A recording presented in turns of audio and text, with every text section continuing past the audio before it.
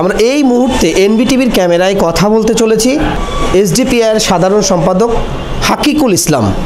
আমরা আজকে জেনে নেব হাকিকুল ইসলামের কাছ থেকে যে রাজ্যে খেলা চলছে, মেলা চলছে। কয়েকদিন আগে গঙ্গাসাগরের কয়েক লক্ষ ভিন রাজ্য থেকে এসে তারা মেলা করে গেল।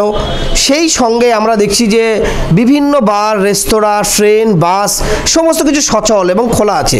শিক্ষা প্রতিষ্ঠান বন্ধ। সরকারের পক্ষ থেকে কোনো হেলদোল নেই যে শিক্ষা প্রতিষ্ঠান কবে খোলা হবে। রাজ্যে বিভিন্ন প্রান্ত থেকে, গ্রামগঞ্জ থেকে উঠে আসছে শিক্ষার বিষয় নিয়ে যেতে অবিলম্বে স্কুল খুলে দিতে হবে।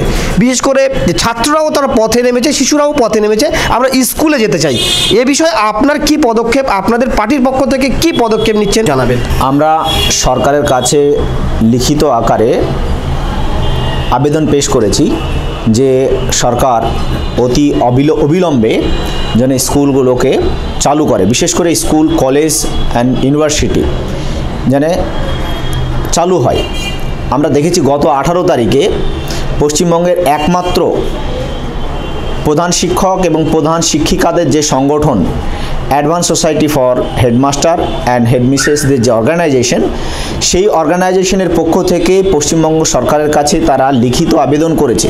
যে সংগঠনে প্রায় 4,500 থেকে 5,000 প্রধান শিক্ষকরা আছেন। শিক্ষক যারা, তারা চাইছে স্কুল চালু হোক। যারা ছাত্র তারা চাইছে স্কুল চালু হোক, যারা অভিভাবক তারা চাইছে স্কুল চালু হোক, সমাজের প্রত্যেকটা শ্রেণীর মানুষ চাইছে স্কুল চালু হোক, সরকারের যারা বিরোধী দল তারা চাইছে স্কুল চালু হোক। হাইকোর্টে পর্যন্ত মামলা হচ্ছে স্কুল চালু হোক বলে। আমার মনে হয় না কেন, কি ভিতরে ষড়যন্ত্র আছে যে সরকার এখনও স্কুল বন্ধ রেখেছে। আমাদের পার্টির পক্ষ থেকে এই যে স্কুল বন্ধ রাখা, এই সিদ্ধান্তের পুনর্বিবেচনা করার জন্য আমরা আবেদন করছি এবং অবিলম্বে স্কুল যেন চালু করা হয়। বেশ কিছু সংগঠন, শিক্ষক সংগঠন, তারা বলছে যে কর্পোরেটদের হাতে তুলে দেওয়ার চক্রান্ত করেছে এবং শিক্ষাটা বড়লোক শ্রেণীর মানুষের কাছে হবে এই অ্যাপসের মাধ্যমে। এতে স্কুল বন্ধ রেখে সরকারি যে সাধারণ গরিব মানুষ তারা শিক্ষা ব্যবস্থাকে সরে যাচ্ছে। আপনি কি বলবেন? অবশ্যই এই যে প্রশ্ন যেখান থেকে এসেছে সেই প্রশ্নের যুক্তিকতা আছে। কেননা আমরা যদি দেখি স্কুল ড্রপ আউটের যে সংখ্যা, এই অনলাইন ক্লাস চালু হওয়ার ফলে স্কুল ড্রপ আউটের সংখ্যা দ্বিগুণ বেড়েছে। আগে যে স্কুল ড্রপ আউট ছিল তার পার্সেন্টেজ ডবল হয়ে গেছে। এই ড্রপ আউটটাকে কীভাবে রুখবো সেটা ছিল সরকারের পলিসি হওয়া উচিত ছিল, কিন্তু ড্রপ আউট রোখার ক্ষেত্রে সরকারের কোনো পলিসি নেই। সরকার শুধু মনে করেছে একটা ট্যাব দিয়েই তার স্কুলের পড়াশোনা, যাবতীয় পড়াশোনা হয়ে যাবে। কিন্তু ট্যাব দিয়ে যে পড়াশোনা হবে না তা প্রমাণ করে দিয়েছে ড্রপ আউটের সংখ্যা দ্বিগুণ হওয়ার ফলে। কেননা একটা বাচ্চাকে ট্যাব দেওয়া হয়েছে, তো আজকে যে ডেটা প্যাক তার যে রেট সেটা ডবল হয়েছে। ফলে ডেটা প্যাকের যে রেট, একজন সাধারণ গ্রামের খেটে খাওয়া মানুষ সে ডেটা প্যাকটা কোথায় পাবে? সরকারের উচিত, আমরা সরকারের কাছে আবেদন করছি যে সরকার ট্যাব দিলেই হবে না, ট্যাব দেওয়ার সঙ্গে সঙ্গে আপনাকে ডেটা প্যাকও দিতে হবে। কেননা ছাত্রদের ডেটা প্যাক ভরার মতো পজিশন নেই। লকডাউনের ফলে গ্রামের অর্থনৈতিক অবস্থা একদম ভেঙে গেছে, মানুষ না খেয়ে মরে যাচ্ছে। ফলে বাচ্চাকে পড়াশোনা করাবে সেরকম কোনো পরিস্থিতি নেই। ফলে পড়াশোনার যে স্তর সেটা আস্তে আস্তে আরও নেমে যাচ্ছে। এই স্তরকে বাড়ানোর জন্য সরকারের অবশ্যই উপযুক্ত ব্যবস্থা নেওয়া উচিত। না হলে যেমন প্রশ্ন উঠছে যে আস্তে আস্তে কর্পোরেটদের হাতে শিক্ষা ব্যবস্থা চলে যাচ্ছে, ঠিক তেমনটাই হবে।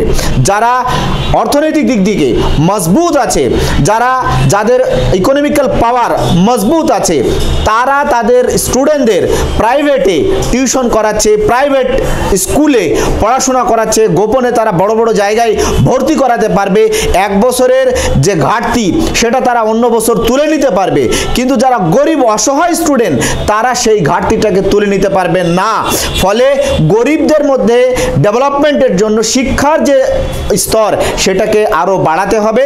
আমরা সরকারের কাছে আবেদন করছি এইটা সরকার বাড়াক। আমরা দেখলাম যে মহারাষ্ট্রের মতো জায়গায় সোমবার থেকে স্কুল খুলে দেওয়া হচ্ছে, সেখানে ক্লাস 1 থেকে ক্লাস 12 পর্যন্ত, সেই জায়গায় এই রাজ্যে সরকারের এখনো পর্যন্ত কোনো হেলদোল নেই, কি বলবেন? অবশ্যই মহারাষ্ট্রকে আমরা আমাদের পার্টির পক্ষ থেকে মহারাষ্ট্র সরকারকে ধন্যবাদ জানাচ্ছি, অভিবাদন জানাচ্ছি, কেননা তারা এই যে সিদ্ধান্ত নিতে পেরেছে যে 1 তারিখ থেকে তারা সোমবার থেকে তারা স্কুল কলেজ ইউনিভার্সিটি ক্লাস 1 থেকে তারা স্কুল চালু করবে। মানে অন থেকেই তো আমাদের শিক্ষা ব্যবস্থা আছে, ফলে তাদের যে সিদ্ধান্ত সেই সিদ্ধান্তকে অবশ্যই আমরা ওয়েলকাম করছি। পাশাপাশি এখানকার যে সরকার সেই সরকারের কাছে আমরা আবেদন করছি, আপনারা উচ্চ পর্যায়ের কমিটি বসে অবিলম্বে স্কুল কলেজ ইউনিভার্সিটি কিভাবে চালু করা যায় সে ব্যাপারে আপনারা আলোচনা করুন, সিদ্ধান্ত গ্রহণ করুন এবং 1 ফেব্রুয়ারি থেকে মাস্টারমশাইদের যে দাবি, স্কুল টিচারদের যে দাবি যে 1 ফেব্রুয়ারি থেকে সমস্ত স্কুল কলেজ এবং ইউনিভার্সিটি চালু করতে হবে, সরকার 1 ফেব্রুয়ারি থেকে যেন স্কুল কলেজ আর ইউনিভার্সিটি চালু করে।